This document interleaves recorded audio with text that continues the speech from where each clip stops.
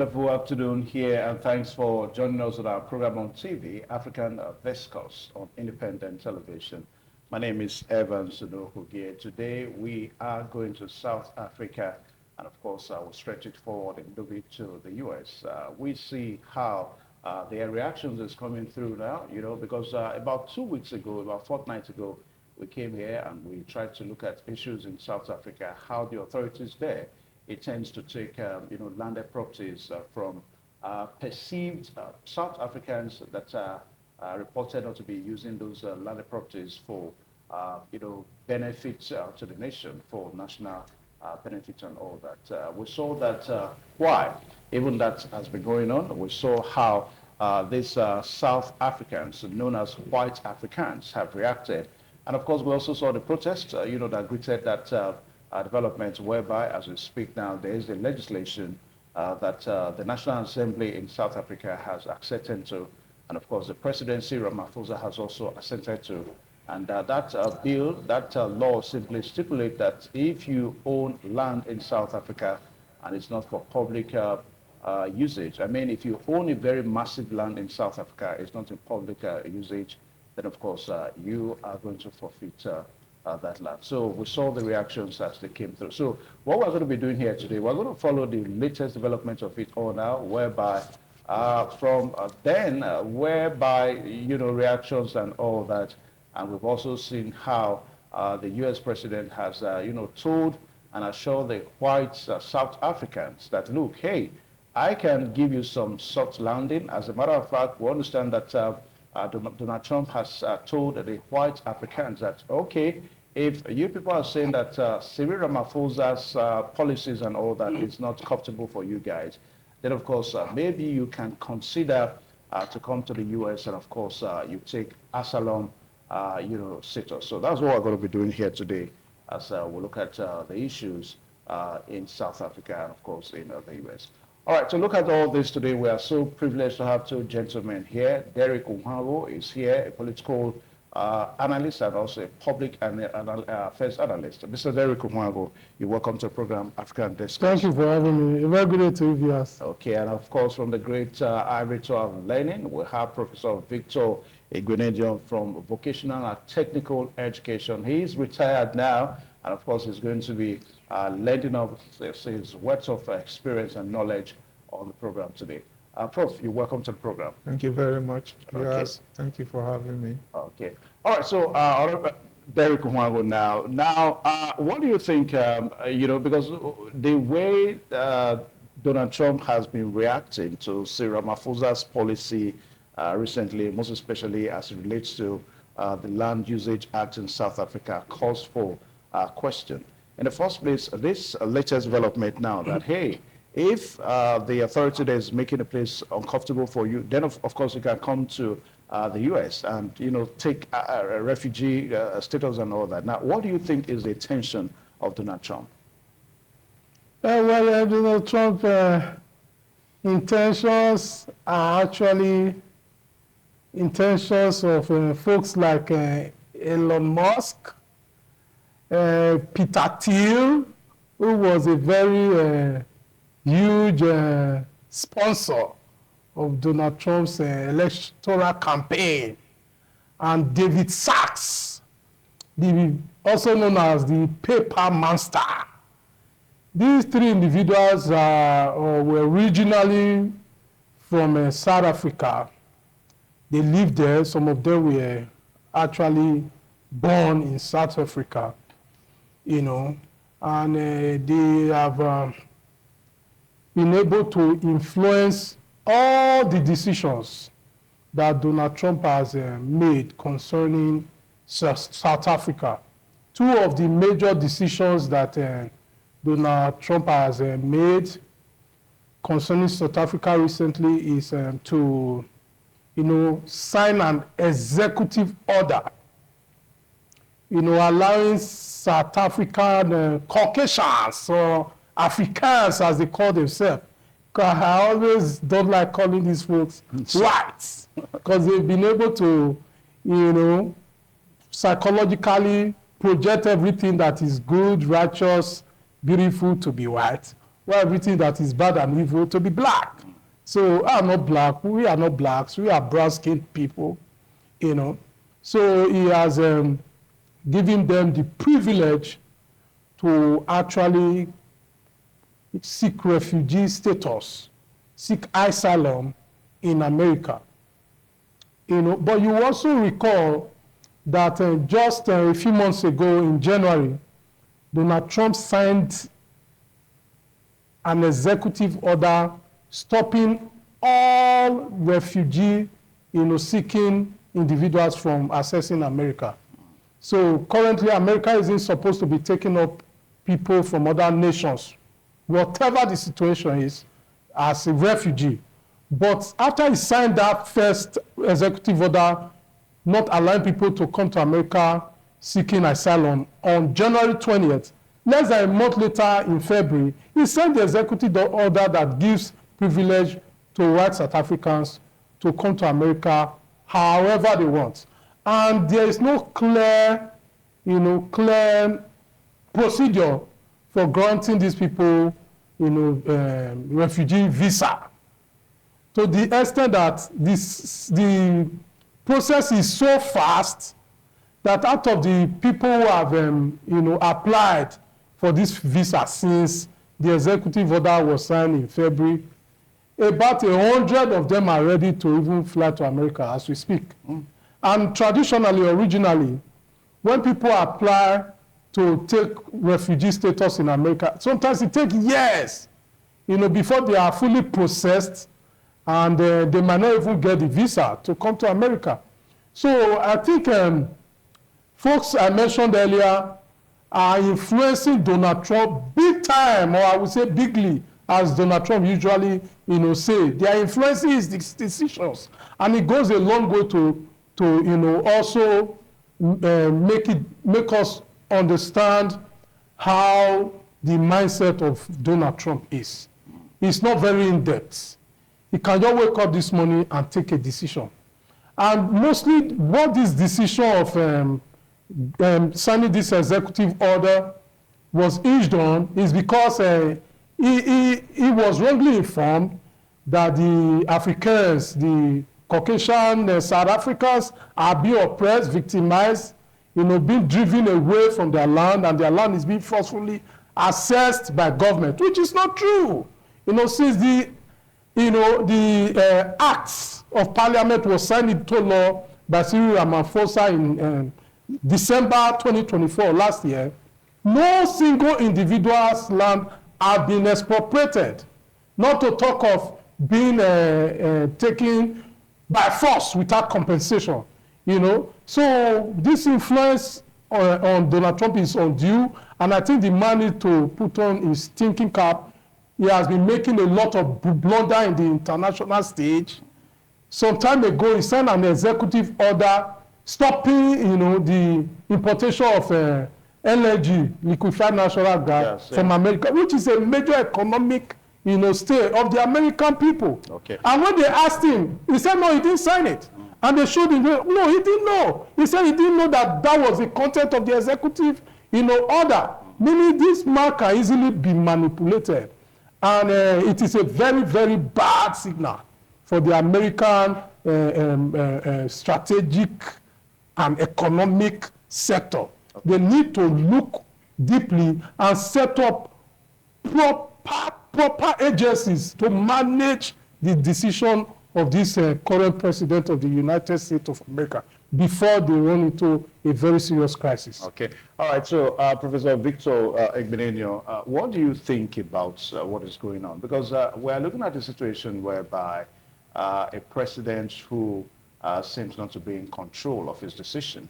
I mean, just like what Derek Kumwangu said, that Elon Musk is somebody that people can easily say that, okay, because of the interest of Elon Musk in South Africa. Elon Musk is said to be partially from South Africa. That's one. And secondly, little wonder, we understand that there seems to be a special interest now, for these white Caucasians, these white Africans in South Africa, just like what he said. I mean, U.S., refugee issue is not something you get easily. You apply, it takes donkey of years before it's approved. But we have a situation whereby in less than a week now, holy hands have been stretched out that, hey, you can come over to the U.S. What do you think is this special interest from Donald Trump to these, white minorities in South Africa? Well, the background has been so articulately presented by my colleague here. Elon Musk from South Africa. He has a South Africa background. And he was one of the people who bankrolled the election of Donald Trump. So, and Donald Trump himself is a loose cannon. If I don't, and even it's an asylum case. He's very irrational in his behavior. So he can do anything to do the bidding of Elon Musk and those other financiers of his campaign. But some of the grouses that he has with South Africa is that South Africa, he accused them of being against Israel.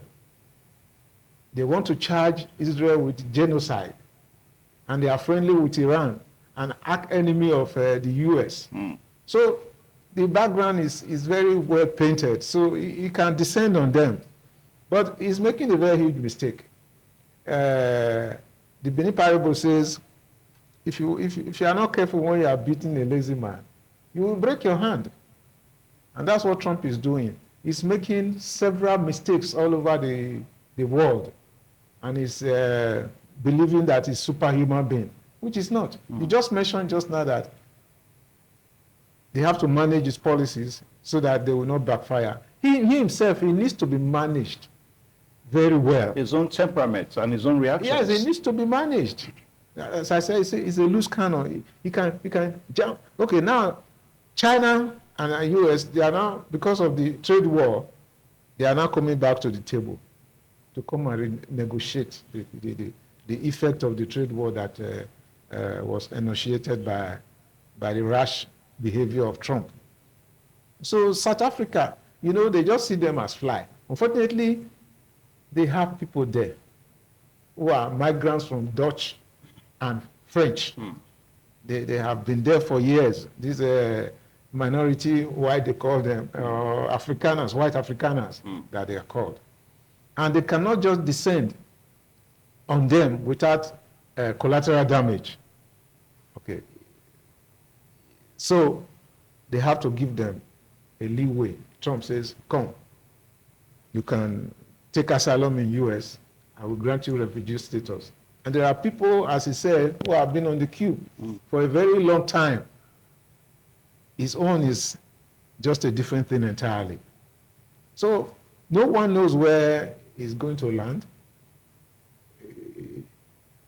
I don't think it will benefit the US very well. Now, as a matter of fact, we understand that the first tranche of asylum seekers, the white Africans in South Africa, left about 2 days ago. Yes. As we speak now, Washington has received the first batch of these white minorities in South Africa into the U.S. Now, Derek Onwago, now this whole thing, because some persons look at it that, hey, this is another racial issue.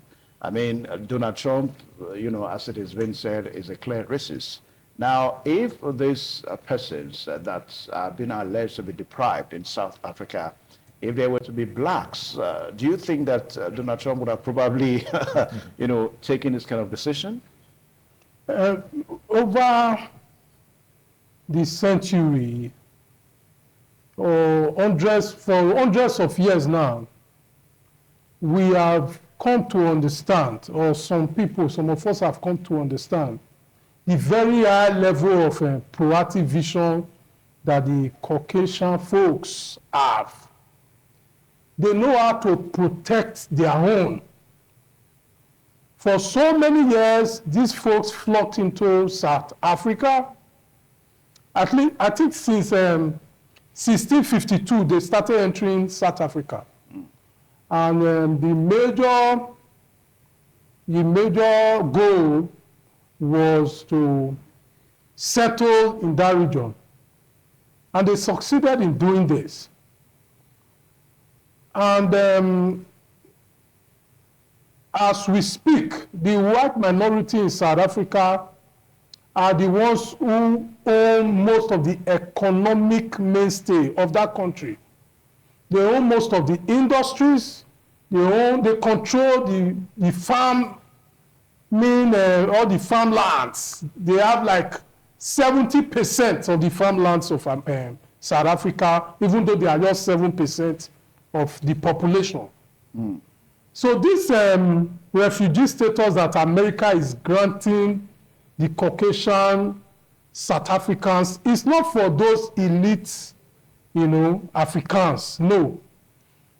Those who will actually benefit from this refugee visa program are those drug addicts, those low lives, those who are actually not interested in working, who just want to leech on the government. And South Africa don't have a very robust, welfare package for its citizens, whether you are a white minority or black folks. They don't have it. So they will go to America and benefit from this, this very robust welfare package that is available over there. Then, so you cannot tell me that America will benefit from this refugee visa package that they are organizing for the South Africans. No, they will only end up using the hard-working men and women of America, their tax, to benefit these Africans, so that those elite Africans and the middle-class Africans in South Africa, they will remain. Why did those poor, drug-addict, homeless folks, which are very few anyway, will be taken to America to have, for a chance to have a good life? Like I said, whatever the folks that bankrolled Donald Trump's election say is what goes. So I think this is part of the ways that they will use to benefit their own people. The white people know how to take care of their own. It is only we, the Africans, the black folks, that don't know how to take care of our own. Do you know that our people even value the Oyinbo man, the white folks, more than their own people? That's why you see in the past, there is a adage in Benin where they will say, "Itu already atuebo," which means then when you see a white man, they kind of revere him. They greet him very specially, And when you see your own black folks, you treat him like he's next to nothing. And look at the way we are treating each other here. Whereas no white folks will treat their people like that. So they care so much about their own. That's why they have policies for the next 100 years. They have plans for the next 100 years. But we are not interested in now. If you are really serious, if the black folks, if they are really serious, by now I'm surprised that the Pan-African spirit is not yet consolidated. Look at the Sahel region has started it. And we can indirectly or directly give them support. In the recess, if South African government know what they are doing, why would they be prognosing the affairs of Palestinians and the Israelis? What's their business there? Okay. The Gaza Strip. Or why would they even try to go and have some kind of a robust relationship with Iran, who is an arch enemy of the United States? Yeah. And they benefit millions of dollars yearly as aid in their country from the US. Okay. So it's not a very smart move on their part to be fighting the Americans. And they have missed it, and it will be very difficult for this government to take back its word on, the second executive order is signed to stop all aids to South Africa. He won't take it back. This man is a nationalist who wants everything to be retained in his country. He don't want to give out. So South Africa have lost out on that. America, though, will not benefit from this refugee visa program they have given out to the Africans. Then South Africa, too, it will not have a very strong adverse effect on them. The only thing they have lost out is aid. Okay. And nobody really needs this aid. Because it is this aid that the American people or the Western people are using to also foster their own agenda at the global stage. Beautiful. Now, Professor Victor, let's look at, it looks as if we are talking about a man of double standard now. I'm talking about Donald Trump. Because why Donald Trump has insisted that, hey, if you have to come to the US, you must be excellent, you must be perfect. I mean, we've seen the philosophy of America first. I mean, to the extent that one of the recent of it is the good card that he has thrown even to Nigerians that, hey, if you can offer 50 million US dollars, 5 million. 5 million US dollars, you can be given a good card as a residency status. You come to the US and you settle down. Now, all those attempts is to ensure that the very best, comes to the US. But right now, the first 49 South Africans, white South Africans, built to leave. They left yesterday, so by today they will be in Washington as they arrive in the United States. Just like what Derek Wan said, all shades and all manner of kinds of drug addicts and all that. Now, little wonder, Donald Trump, should this not concern him? That, hey, he's bringing a kind of powder gun into the U.S. Should we not be concerned with this? A racist is an irrational person. He doesn't see the other person. You remember his language, how he saw Africans, what he uses. We don't want to use that. We don't want to use that word here. So he denigrates the Africans. They see us as cannon fodders that they can use. So it doesn't mean anything to him as a person. And for crying out loud, that is how he sees almost everybody. Chinese, the other European people too. He has this ego that everybody is below his status as an American. And American does not have everything. They depend. We're making a few examples about liquefied natural gas that he banned. And people now told him, you signed this executive order. He said he didn't know what was doing. So I want to use that word again. It's a loose cannon. It can hit anyhow. It doesn't follow the trajectory that you want to send it, because it's already loose. It can use a target that is not meant to be hit. You go and hit that target. So Donald Trump, well, it's good that he's not going to be there forever. Some other American president can come and reverse the executive order. Yes. So what now happens to these white Africans? Will they go? They have to learn in a hurry, because as you are saying now, is that these are some like the dregs of the society. People are not working. The miscreants, the drug addicts and all that, when you park them there. And this somehow is contradictory to what Trump is trying to say, we want the best in our country. Now you are bringing people who don't have value to add. How long can they sustain them in the country?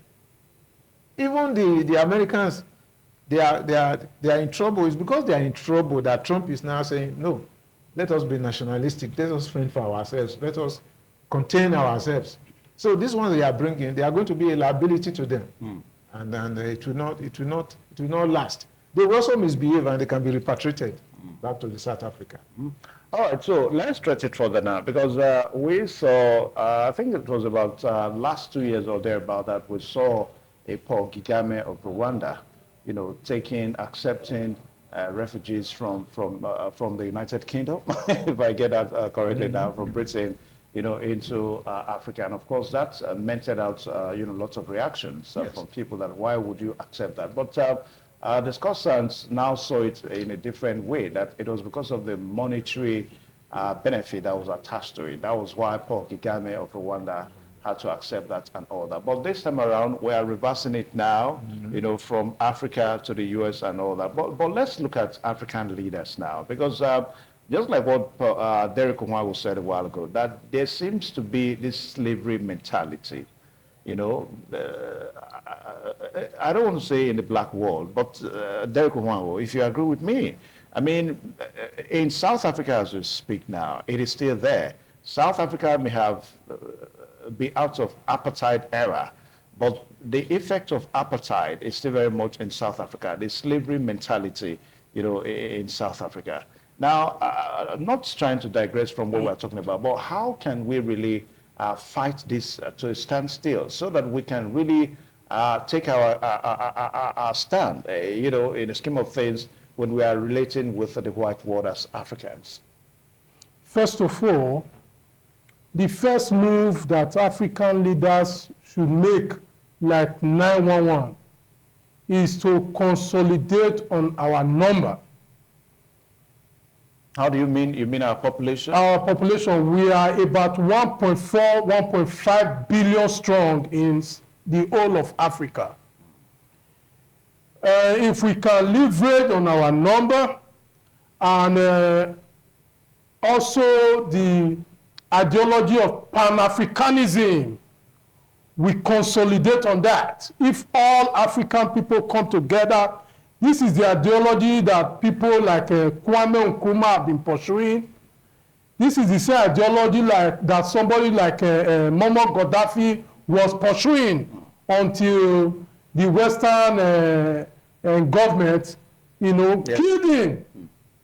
If Africa can come together and speak with just one voice, instead of having 52 nations in the whole of Africa, if the nations can become like states, and Africa become like a nation. Derek, I'm going to pause you now because we quickly take a short pause now for the news updates. I mean, for the headlines update. We'll be right back. Please stay tuned.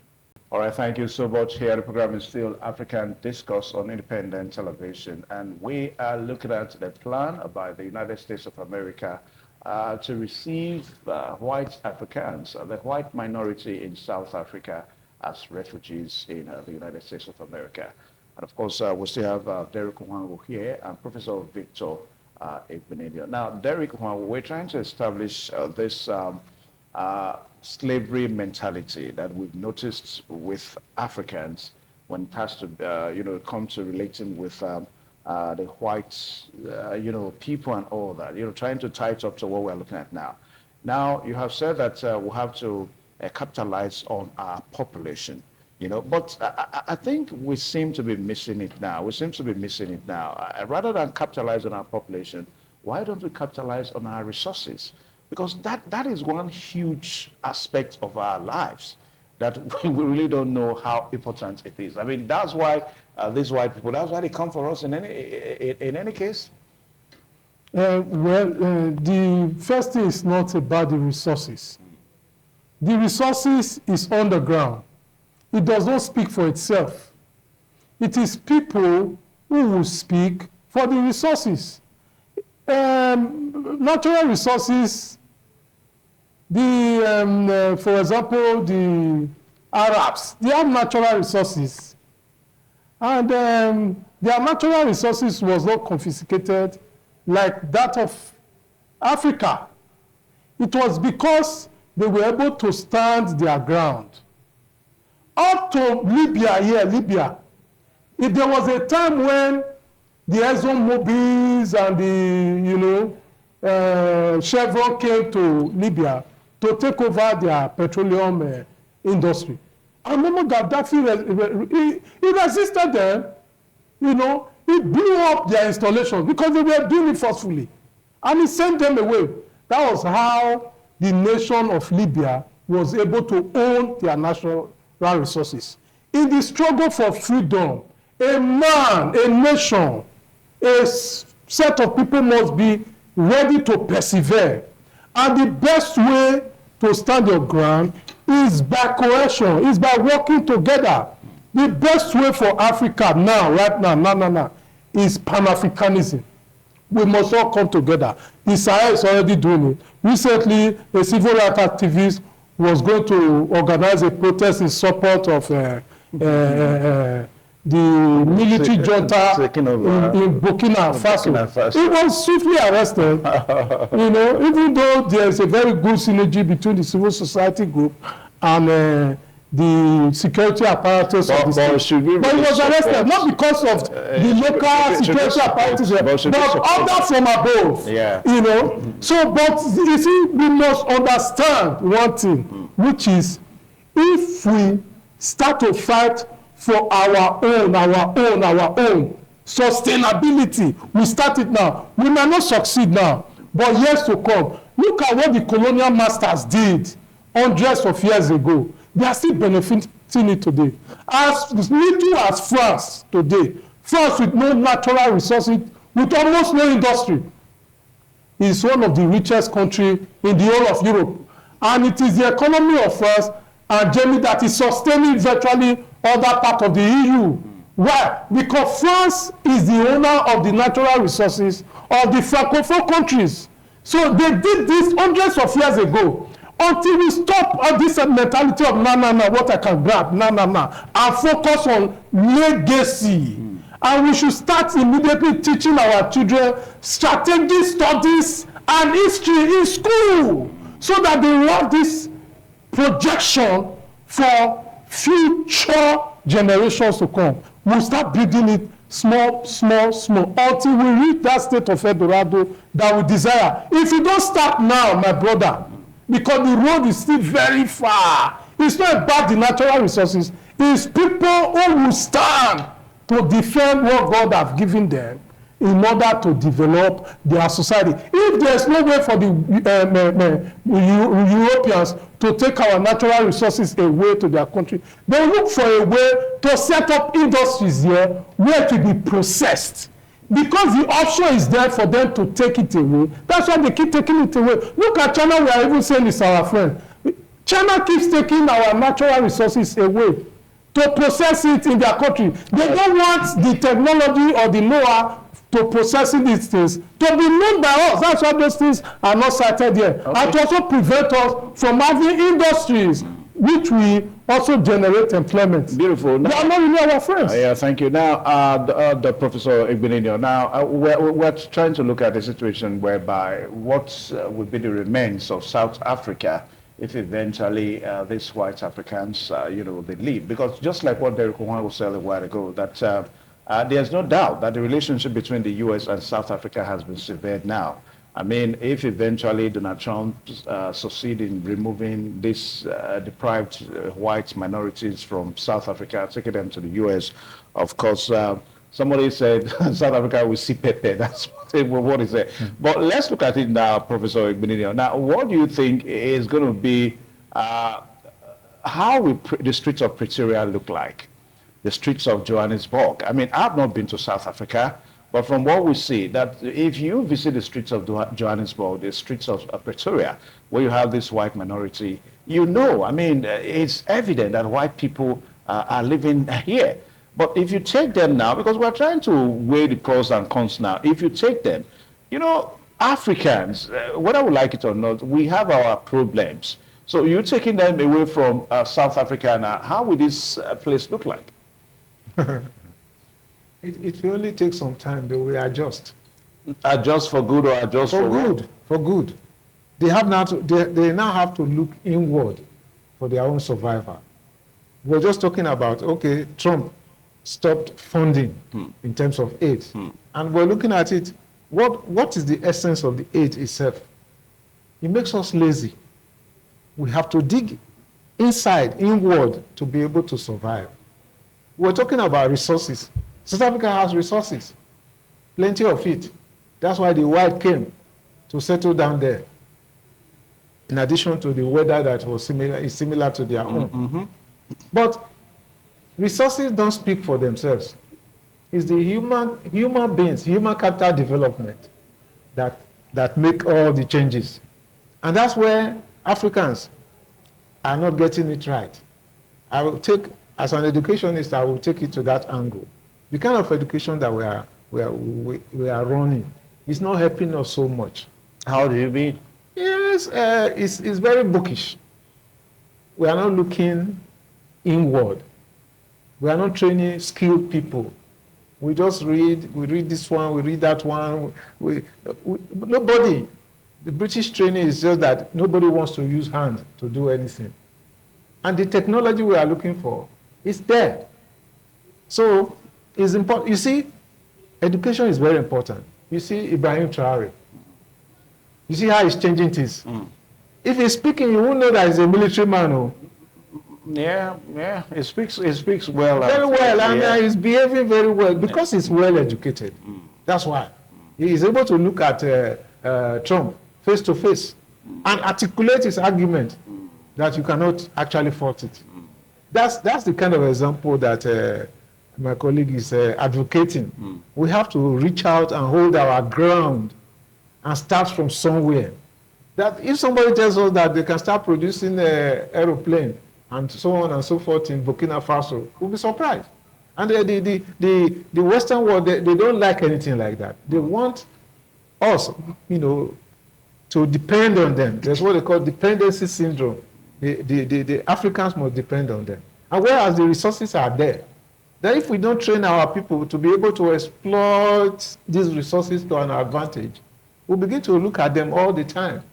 Who told us that their brain is superb? They are the ones also coming here to harness the best brain from here and use it to their own advantage. In other words, we have this wherewithal to be able to do what we are supposed to do for ourselves. All right, so Derek, little wonder if this whole story we're talking about today, if it is not politically motivated, one, and secondly, if it is not tied to politics. Because a few days ago, we saw whereby, still in the same South Africa, whereby Cyril Ramaphosa is under pressure to prosecute apartheid criminals. In other words, to prosecute apartheid crimes. And most of these white minorities we are talking about now, they are largely, culpable. When we talk about apartheid crimes in South Africa and all that. And of course now, it's almost a case of the owl, made noise all through the night. And of course, in the morning, the child died. You don't need to act. So we're trying to look at all this now. Prosecuting apartheid criminals and of course, taking land from the white minorities and them leaving South Africa. Now, all these things, Cyril Ramaphosa is alleged to be under some form of pressure. His party, the African, the ANC, pressurizing because of election that they need to return and all that. So let's look at all this, Derek Ohuanwo. If it is politically motivated, all this move first of all, Cyril Ramaphosa betrayed the trust. The trust that was reposed on him when he watered down the aspiration of the people of South Africa, who have been for over 30 years clamoring for land redistribution. Originally, the Expropriation Act wasn't supposed to be what it is. They watered it down, and eventually they wanted to compensate. It was mostly about compensating those people whose farmland would be taken from. Yeah. But the proviso there was that there are some lands, as we speak, that is owned by the Africans, the minority Caucasian Africans who are in South Africa, whose ownership is no longer traceable. They can take that one and not pay compensation. Why are you going to compensate? When the generation of ownership has died out, maybe they had children and the children didn't have children, and that generation is lost. Why are you going to compensate? So those are part of the proviso in that law. But originally, those lands, those 70% of lands of South Africans that was forcefully taken by the Dutch landers, who make up just 7% of South Africa, they were forcefully taken. It was illegally, taken by those people, from the black folks who are the native, the indigenous people of South Africa. Yeah. So why are you not trying to now make it look very classy, in a way for you to, take back land for redistribution? The law is not about redistribution of wealth or land, but just for government use. For public so, interest. and if he is smart, with this sanction that the United States have meted on South Africa, they should go all out. If I mean, look at how China have been able to call out the Donald Trump bluff. You mean Ramaphosa to which? Yeah, he can do that. He should do that. Look, it was even when Mama Gaddafi started to relax his, relax his guard and started cooperating with the Europeans and Americans that they got him. You know, so if you see the three C's of negotiation. Consultation, consolidation, and confrontation. You know, Donald Trump just went straight to confrontation. Just like went straight to confrontation with the China and American trade partnership. So you see, Ramaphosa should go straight to confrontation, just like the Chinese did. And when they were not, are you even aware that a few days ago the Chinese delegate, they walked out on the American, delegates. During when they were discussing trade war. Yeah. They walked out of them. And they have made it clear that they will not negotiate from the position of weakness. Because they don't see themselves as weak anymore. Yeah. And they know that in doing this, it becomes a precedent for future generations to operate with. It's very important. Every step we take is recorded. History always remembers. So South Africa should immediately start taking that land, because they didn't take land. And they are going through this a lot of persecution. Look at what's this country? This country close to South Africa that took land from the white folks. Zimbabwe. Yeah. Their economy is rebounding now. Farming there is booming. But we understand that at the time Zimbabwe also have their own issues. It is struggle for freedom. You must persevere. Okay, what is wrong is wrong. You start your ground. Yeah, Professor Igbeledio, now as we begin to commence our descent down because of time. Now, what do you think is wrong with this white minority, that they don't believe in policy of public interest? I mean, we are looking at a policy that at the end of the day will benefit, all South Africans. Now, we may call them white South Africans, but over the years, we are looking at something that has spanned for more than 2-3 centuries now. Over the years, we've seen them, getting married to black South Africans, intermarried relationships and all that. Well, but some are there. So now the question I'm even asking, what is wrong with them that they don't believe in public interest thing? Something that will benefit everybody for the benefit of the whole nation. Why don't they believe in it? The average human being is very selfish. They are a domineering force. They are a minority, but they have dominated over the years. And they are not ready to let go. It's just that, what's his name? Mandela and co. fought them very well. And Mandela was not even vindictive. He opened it for everybody. So they will not allow you to go.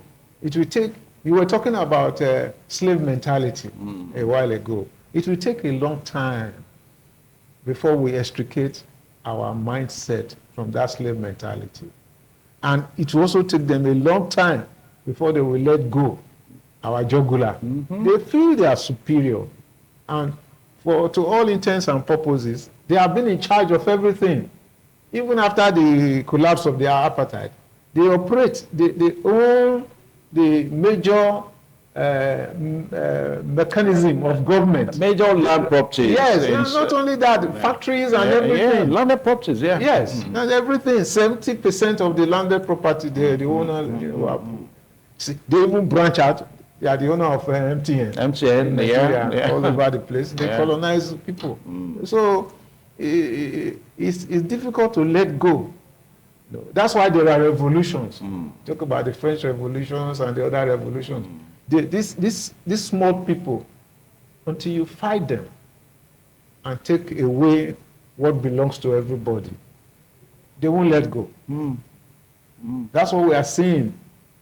The military hegemony in Nigeria, it took a long time to break it and free ourselves from them. All right, so on a final note, Derek Nwago, now the whole fight, Cyril Ramaphosa, trying to give to Donald Trump and the U.S. over this whole issue. Now, are we going to say that it's a good fight? Will it end well for Cyril Ramaphosa and perhaps for Africa as a continent? Cyril Ramaphosa is weak.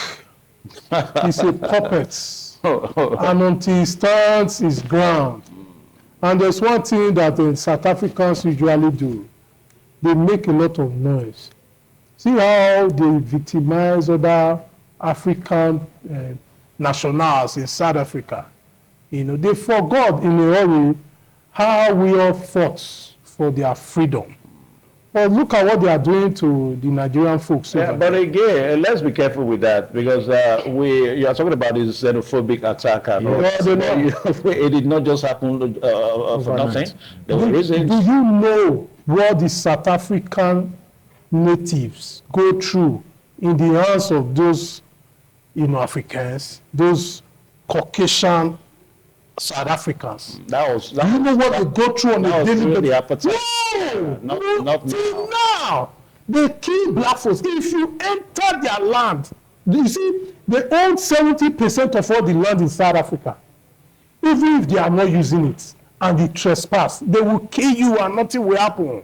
The records are there. Nothing will happen. If you see the level of oppression that these white folks oppress the South African, native South African, you will be surprised. But it's only when it comes to their own fellow black people that they have power to act. Yeah. So they need to, black South Africans need to go back to their drawing board and know what is good for them. They must stand their ground. See, Ramaphosa must stand his ground. He must now start to implement that, land law to the fullest. He must use all his powers to expropriate land, like 911, and if possible, take that bill back to the National Assembly so that they re-amend it for the purpose of redistributing land to black South Africans. Because whether you like it or not, you see those white people in South Africa, they will not go anywhere. Yeah. They are so rich. Yes, they cannot leave their went and go. They are so rich.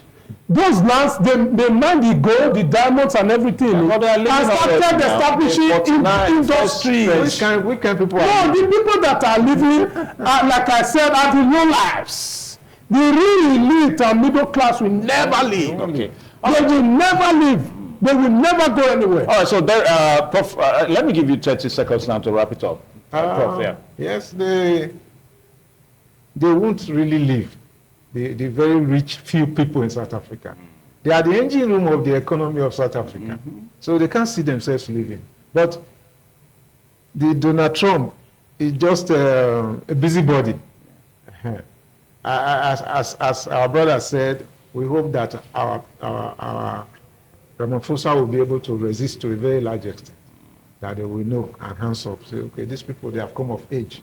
And leave us alone. All right, so we'll draw the curtain here today, and we also let Donald Trump know that he has to be very careful with the way he's going about it. And like what we said here, that you're asking, these guys to come over to your country, and we are saying that it is the loafers that are coming into the U.S. So perhaps we'll begin to see a double side of a Donald Trump. I mean, for a president that wants the best to come to his country, and yet he's opening, the land now opening the gates that the white Africans in South Africa can come into the U.S. Well, we'll leave the topic here today, and of course, we'll leave the program here today. But before we go, I want to say a very big thank you to Derek Mwango. I mean, always a privilege. Thank you for having me. This program. Your very deep insight into issues. Thank you so much, Derek Mwango. Thank you for having me. And also Professor Victor Igbenedion from University of Benin. Thank you so much, sir, for coming on the program. Thank you for All right, so on the same time and next week, my name is Evan Sunokuge. Goodbye, and God bless you.